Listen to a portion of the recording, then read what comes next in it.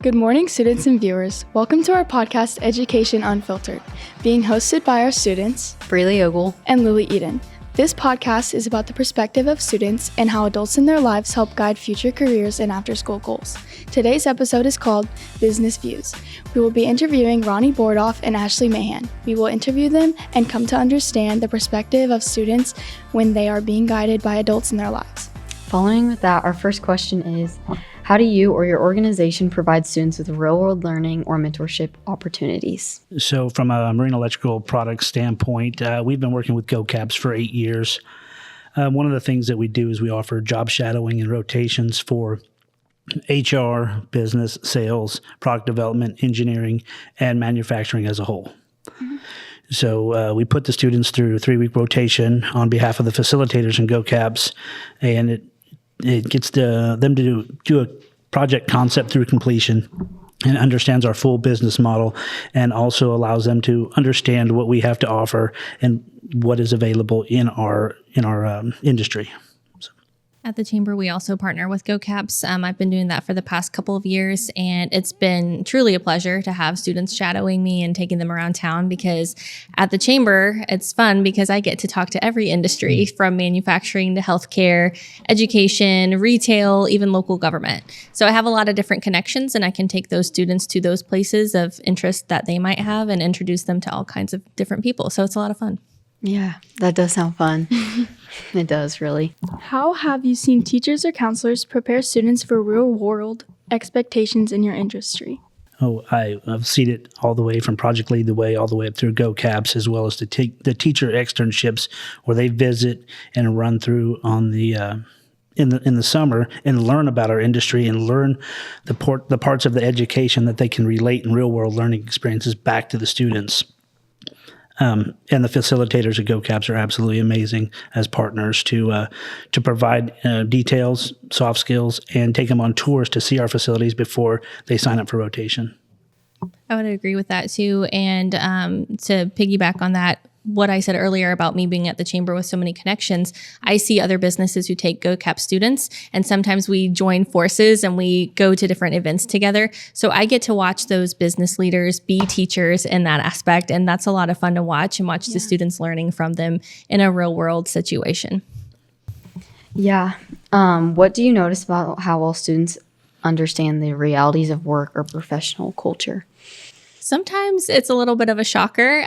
We put them through some situations where they're kind of maybe confused even. So I like to always take a moment after we have a meeting or an interaction and make sure that my student knows what just happened and why. Yeah. So it kind of gives a little bit of backstory. And a lot of times if I have the time, I'll do a little prep work too and be like, hey, I've got a meeting coming up. Here's what we talk about. This is what this group does. You might hear some things that are confusing. We can definitely talk about that later, bring those questions after the meeting. So that kind of helps. And it's a lot of fun for me to kind of tell them what I do on a daily basis, which is different every single day. Yeah. So the students that we typically work with are so well prepared. The education in this area has done a fantastic job about preparing them soft skills through boot camp, through just total professionalism. They're ready to go when they come see us, and we have to explain very little to them. And they already possess skills that we're looking for. And that's what's unique. Being a business partner, I've been able to hire 9 people due to GoCaps over the past 8 years.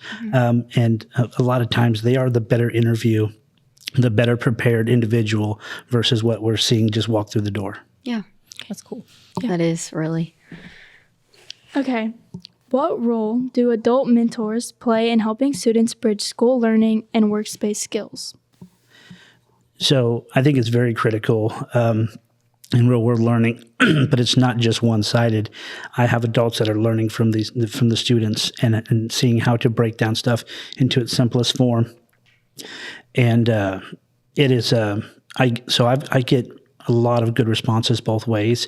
I do think it is critical for the adults and how they interact with them, but more importantly on how it has changed, softened the culture for us, and also shine a light on one of our most incredible resources in this area, and that is the next generation of labor coming forward, skilled labor. Mm-hmm. Absolutely.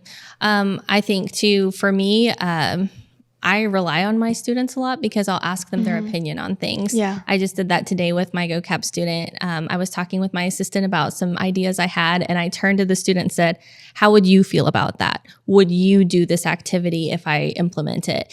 And I got some brutal feedback, but I needed that, and that's good for me because this is the up and coming generation. This is our future. And I don't want to start doing something that they don't want to be a part of. Yeah. Just got to brag on our district for teaching the kids. How important is it for students to have a structured academic plan that includes real-world learning experiences? I think it helps them, financially in the long run.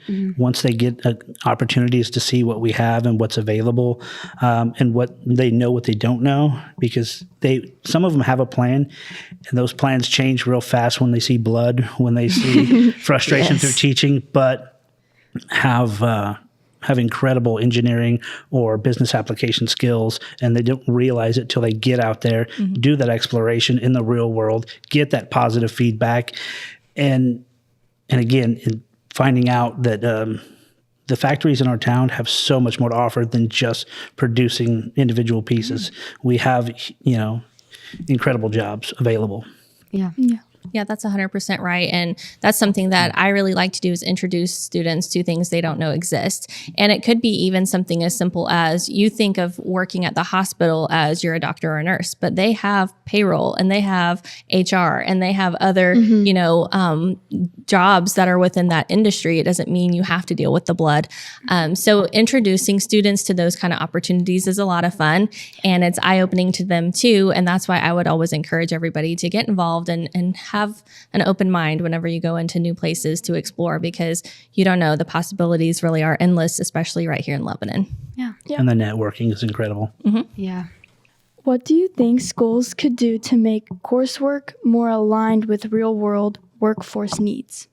I don't know if I'm qualified to answer that question. I think they're doing a great job with the programs in place. GoCaps isn't the only thing that the school does with the real world learning opportunities. There's a lot more that are coming up that I've heard about that I'm really excited about. And I think we're definitely on the right track. Yeah. I do think that is a big key. The future focus in this area with this education system is they're in a continuous improvement cycle. What's working now will get better and will get better. And they're leaving no stone unturned.